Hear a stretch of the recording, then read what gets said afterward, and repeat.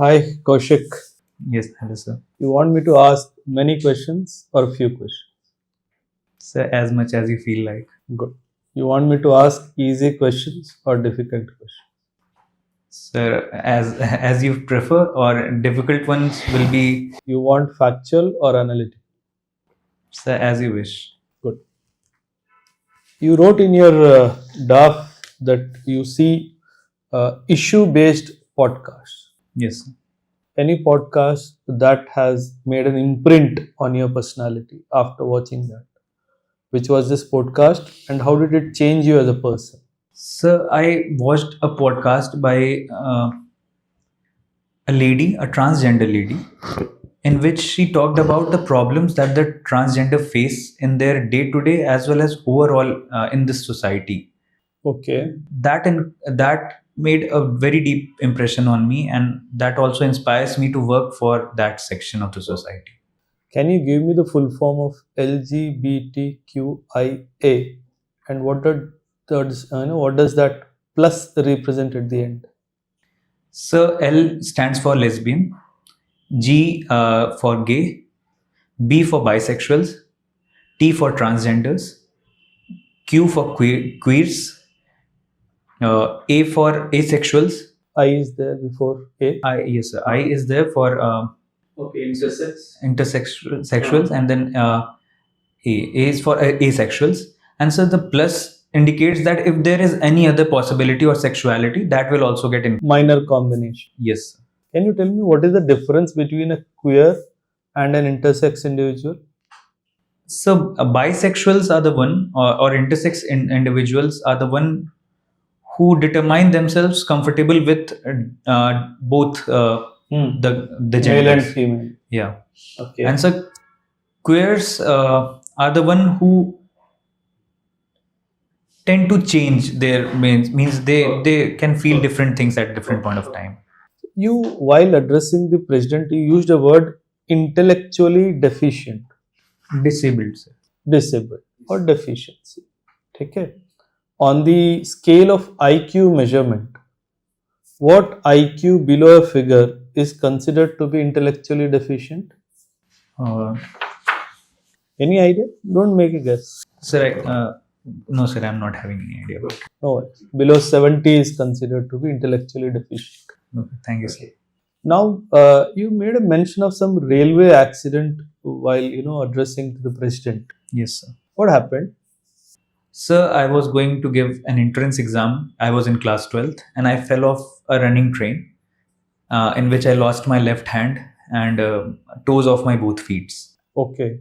Both the feet. Yes, sir. That had made you disabled. Yes, sir. Which was this? What year was this? So in 2011. 11. Yes. You were in which standard then? I was in class 12th. Class 12th. Yes, sir. Was it, what do you call, were you not alert or you were trying some stunt at that time, or like it was an pure accident? So I was not performing any stunt, but there was a lot of crowd in the train. Okay. And as many exams were scheduled that day. So because of which I didn't get my way into inside the train. So I had to stand on the gates itself.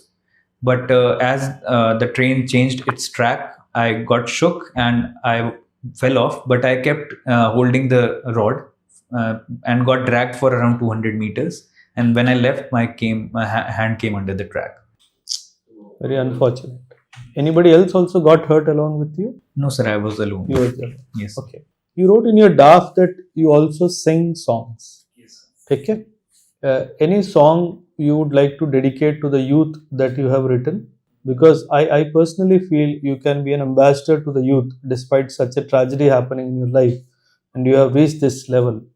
So, did you write anything for the youth? Sir, I sing songs, I do not write them. Okay, you sing the songs which have already been written. Yes, sir. Oh, good.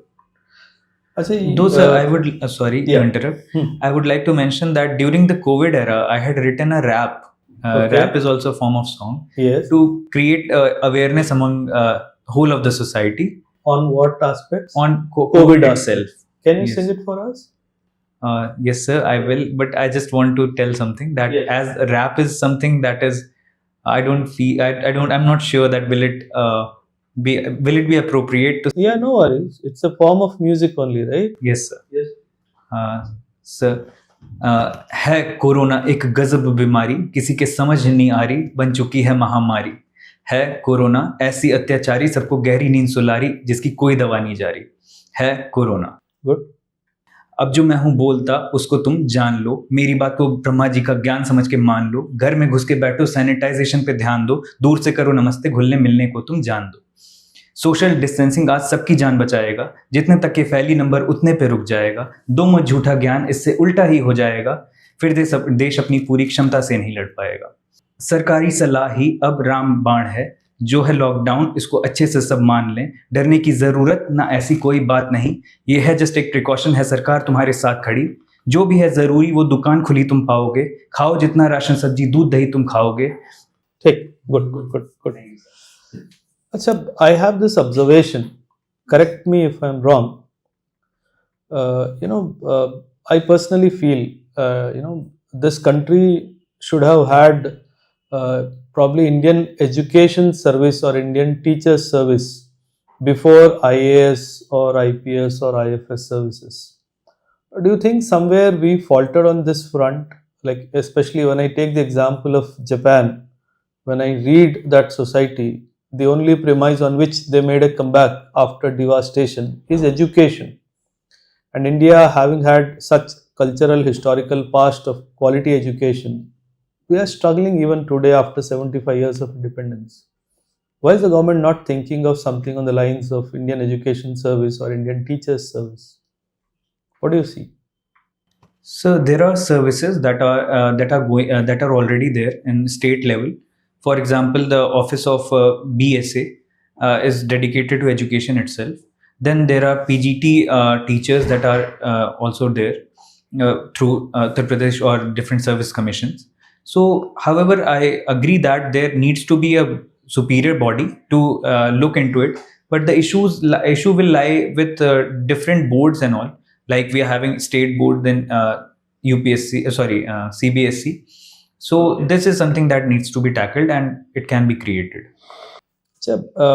Recently this term radicalization was in news. Yes. Like when the chief of the army spoke about de-radicalization camps being set up in J&K.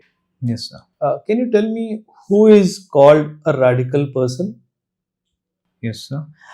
Sir, any person who is having extremities in his or her ideas related to religion or any other affiliation, and is ready to create any anti-social activity for fulfilling those ideas. Violence, basically. Yes. Even the use of violence. Good, good, good. So, can you name any constitutional provisions related to protection of the civil servants? Yes, sir. Article 311 and 312 are there, Good. which protects Good. civil servants. So, one thing, I'm sharing my experience with you. Yes. Recently, I happened to see a short reel or whatever you call it. In the armed forces, having served in the armed forces, generally we have a culture that every salute is returned with a salute.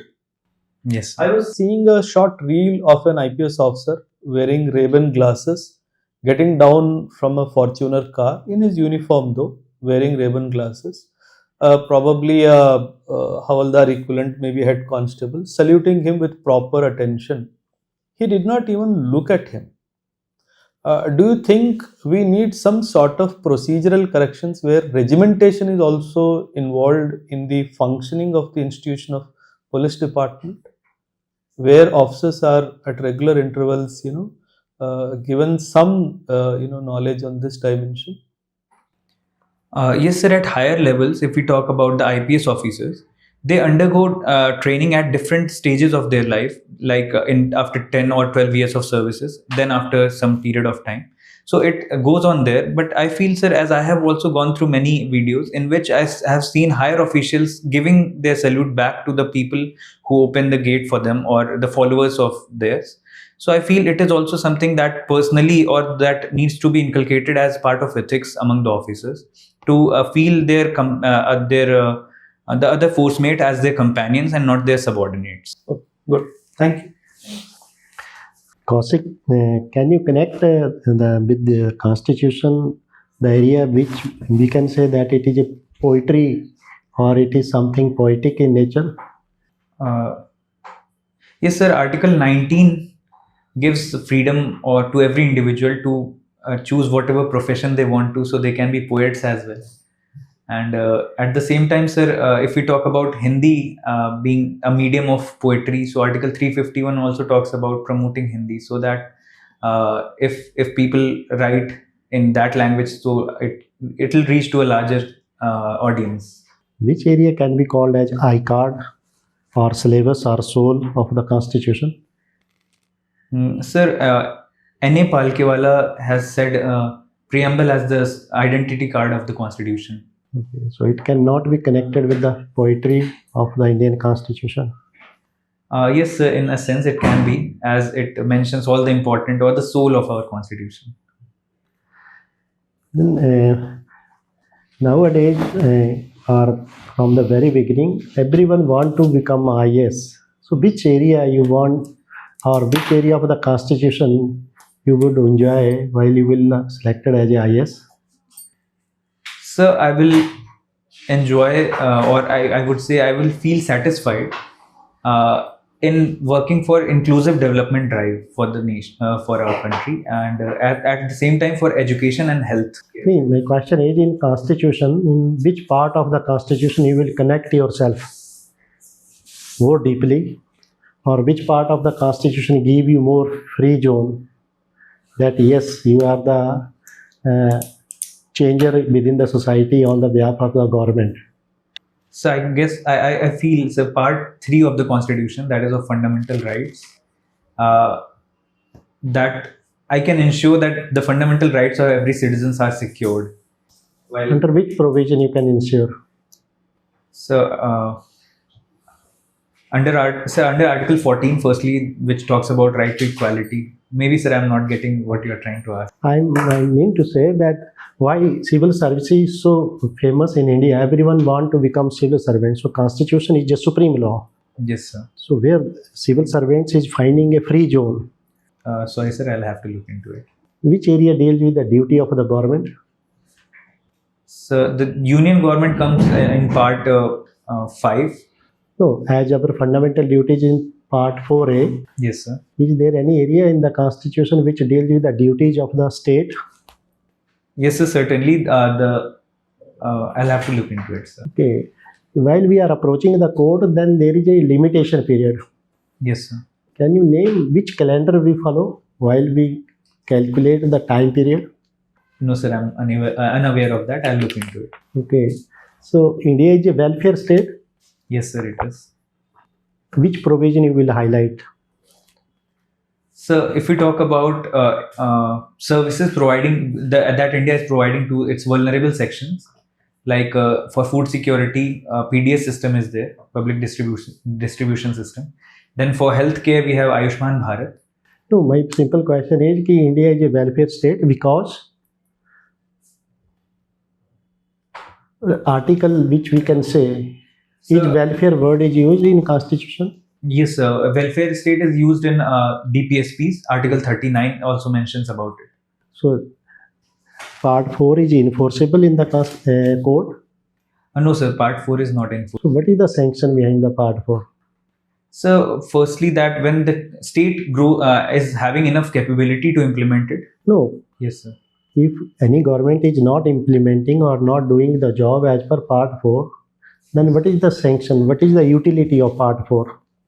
So because it acts as a guiding light that what our administrators need to do, or what our parliamentarians thought about when they thought about idea of India. So it acts as a guiding light for us, and that is the reason why Supreme Court has also ruled that any law that is there to fulfill the DPSPs cannot be violated for, or cannot be termed void for fringing into the fundamental rights. Part 3 is superior or part 4 is superior? I beg your pardon, sir? Which part is superior? Superior, sir, as in the Minerva Mills case or other cases as well, Supreme Court has said that both the parts, or be it DPSP or the fundamental rights, both are equally important. But due to the enforceability of as fundamental rights are enforceable in nature, so they becomes automatically they become a bit superior because people get the right to defend them through court of law. So which provision is challenged in Minerva Mills?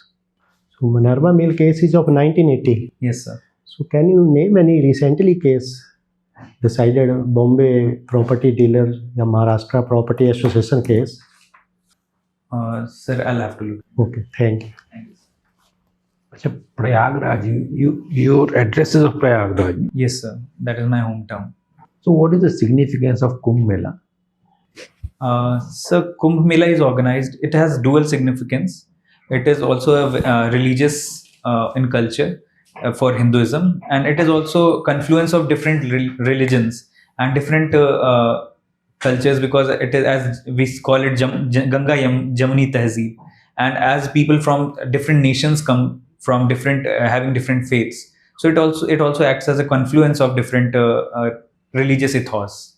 So in that way, and it has been celebrated since long, and in history also we find mention of bathing, the holy bathing. So that also comes in different texts. So in that way, it has been there with important significance. So other than Prayagraj, where all Kumbh is organized? So it is organized in Haridwar, in Ujjain, and in Nasik also. Okay. Any significance of this Kumbh? Yes, sir. This is Mahakumbh. How is Mahakumbh different from Kumbh?